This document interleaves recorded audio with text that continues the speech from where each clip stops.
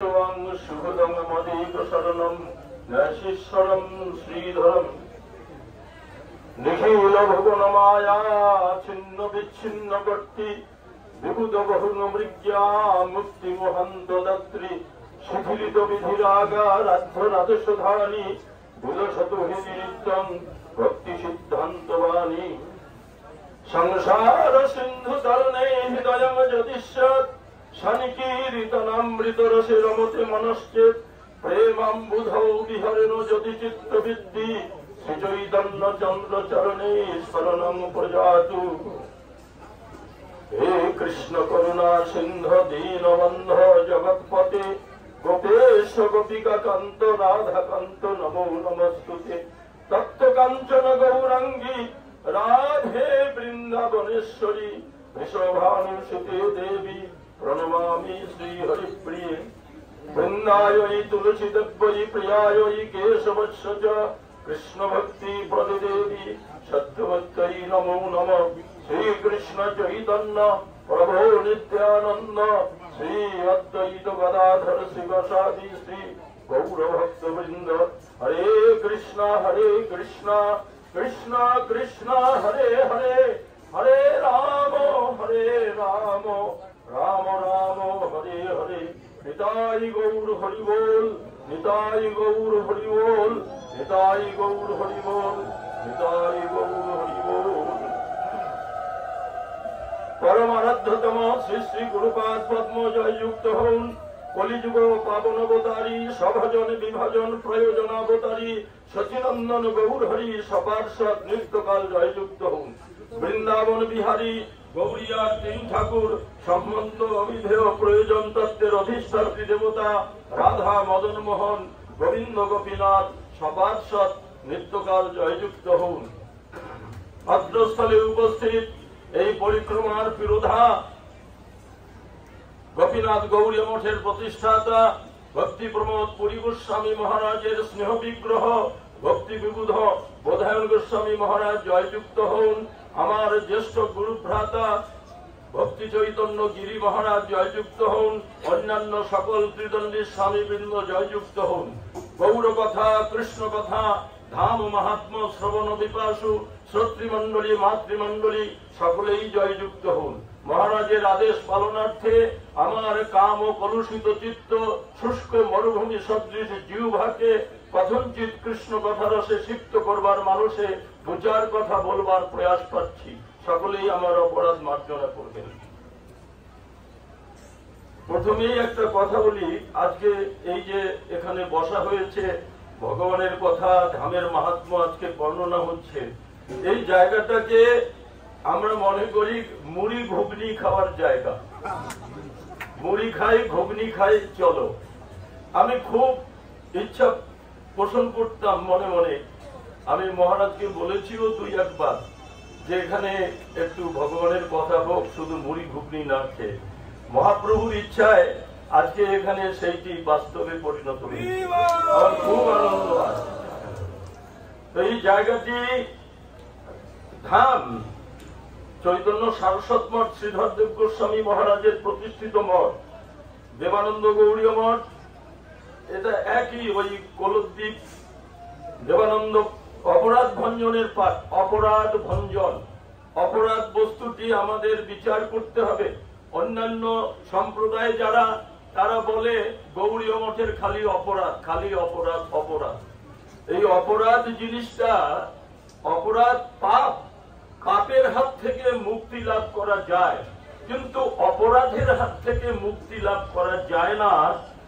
যদি যেখানে অপরাধ হয়েছে সেই জায়গার থেকে যদি ক্ষমা পাওয়া না যায়, কৃপা পাওয়া না যায়, তবে অপরাধ ভঞ্জন হয় না। আর অপরাধ থাকলে পরে আমরা মহাপ্রভুর কৃপা রাধা গোবিন্দের কৃপা লাভ করতে পারি না। এবার আমাদের বিচার করতে হবে কর্মকাণ্ড। কর্মকাণ্ড, এই কর্ম বিচারটা, কর্মকাণ্ডটা কি? কর্মকাণ্ড হচ্ছে ফেলো করি মাখো তেল। দেবতার উদ্দেশ্যে, পূজকের উদ্দেশ্যে কিছু সামগ্রী নৈবেদ্য ফুল কলামূল্য অর্পণ করলাম, বিনিময়ে দেবতার কাছ থেকে বা আরাধ্যের কাছ থেকে ভোগময় বস্তু প্রার্থনা করলাম। দুটো চিনি চাপা কলা দিলেন, একটু বাতাসা দিলেন, দুটো ধূপকাঠি দিলেন। কত খরচা হলো? 5 শিকে। এখন তো 5 শিকে নেই, 1 টাকা 25 পয়সা, তাকে 5 শিকে বলতো।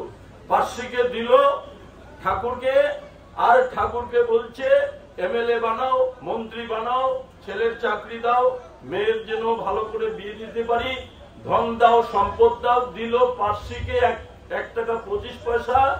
ভগবানের কাছে, ঠাকুরের কাছে চাইলো 125 কোটি টাকা। এই যে 5 শিকের বিনিময়ে 125 কোটি চাওয়ার যে মনোবৃত্তিটা, এইটাকে বলা হয় কর্মকাণ্ড। এই কর্মকাণ্ডের দ্বারাই আমরা ভগবানের সেবা লাভ করতে পারি না, আমাদের জীবনের প্রকৃত তাৎপর্য আমরা পরিপূরণ করতে পারি না। তো সেই গীতা, ভাগবত, চৈতন্য চরিতামৃত আদি যে গ্রন্থ, এই গ্রন্থাদি জগতে প্রচুর পরিমাণে প্রচার হয়, জগতে প্রচুর পরিমাণে এর বক্তৃতা হয়, পঠন পাঠন হয়, কিন্তু কোন বিচারের উপরে পরিবেশন করছে সেটা একটা মস্ত বড় কথা। দেবানন্দ পণ্ডিত তিনি এই জায়গায় ভাগবত পাঠ করছিলেন, কিন্তু ভাগবত পাঠ করছিলেন কর্মপর বিচারে। কর্মপর বিচারে ভাগবত পাঠ করছিলেন। একজন গীতার উপরে বিচার করে বলছে যে গীতা একমাত্র কর্মই করতে বলেছে। কুরু কুরু কুরু শব্দটা গীতায় প্রচুর পরিমাণে আছে। কুরু মানে করো, কর্ম করো, কর্ম করো। অতএব গীতা কর্মপর গ্রন্থ। এই কর্মবাদের উপরে শ্রীমদ ভাগবত ব্যাখ্যা করছেন দেবানন্দ পণ্ডিত।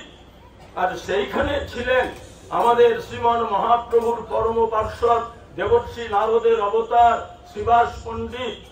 তিনি সেই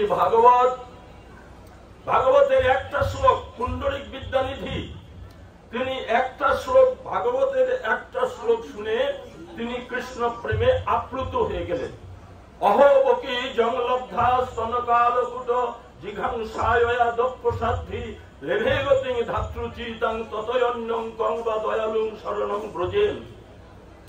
যে পুতনা স্তনে বিষ মেখে এসেছিল কৃষ্ণ বধ করবার জন্য, আর ভগবান কৃষ্ণ সেহেন পুতনাকে যিনি মাতৃযজ্ঞার স্থান দান করেন, এমন দয়ালু কৃষ্ণ ছাড়া আমি আর কার শরণাপন্ন হব। এই শ্লোকটি শুনে পুণ্ডরিক বিদ্যানিধির প্রভুর মহাপ্রেম এসে গেল তার শরীরে, অষ্টসাত্ত্বিক বিকার এসে গেল। ভাগবত প্রেমময় গ্রন্থ, ভাগবত ভক্তিময় গ্রন্থ, কিন্তু সেই ভাগবতকে দেবানন্দ পণ্ডিত কর্মপর বিচারে পরিবেশন করছে, ব্যাখ্যা করছে।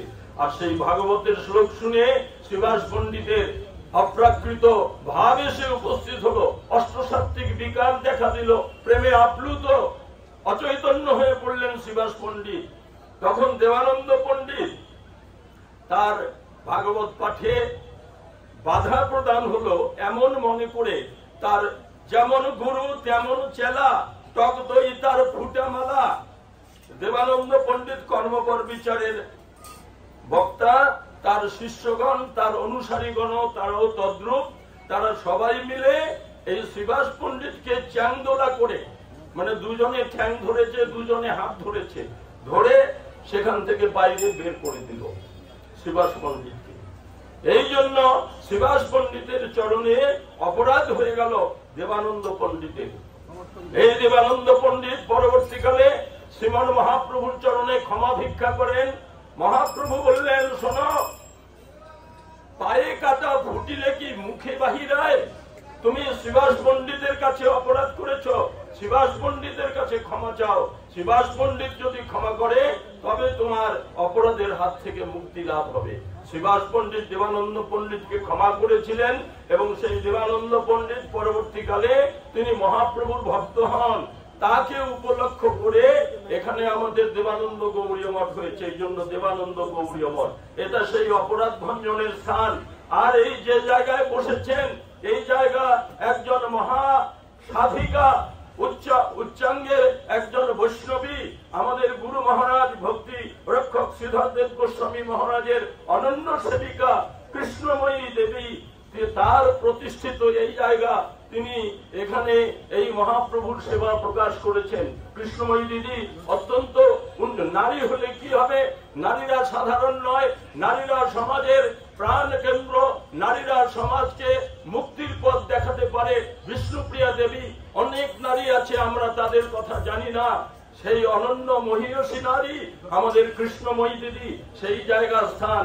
এখানে আপনারা সবাই দণ্ডবত প্রণাম করুন, আপনারা এখানকার ধুলি মাথায় নিন, নিয়ে আমরা পরবর্তী কার্য উপলক্ষে যাত্রা করব। বাঞ্ছা কল্পতরুভ্যশ্চ কৃপা সিন্ধুভ্য এব চ পতিতানাং পাবনেভ্যো বৈষ্ণবেভ্যো